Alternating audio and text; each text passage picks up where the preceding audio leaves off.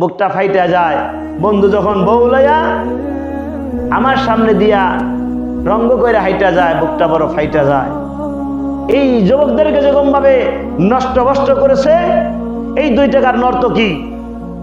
এজন্য আমি সরকার বাহাদুরকে জানাই, কড়া শাস্তি দেওয়া হোক।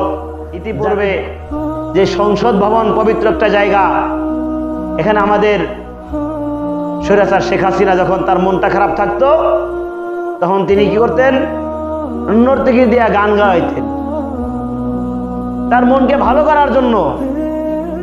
বিনোদন কেন্দ্র বানাইছিল সংসদ ভবনকে।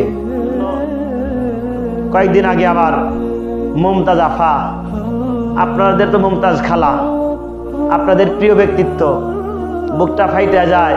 বন্ধু যখন বউ লইয়া আমার সামনে দিয়া রঙ্গ কইরা হাইটা যায়, বুকটা বড় ফাইটা যায়।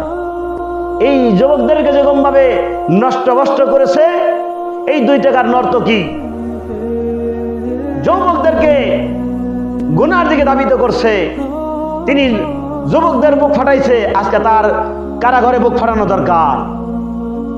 সমাজকে নষ্ট করার জন্য একজনই যথেষ্ট, তিনি হলেন আমাদের মানিকগঞ্জের মমতাজ আফা।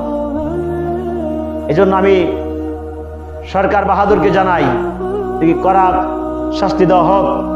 জাতি দেখুক যেভাবে যারা সমাজকে নষ্ট করতে চায়, ইসলামকে ধ্বংস করতে চায়, এদের শাস্তি এরকম হওয়া দরকার।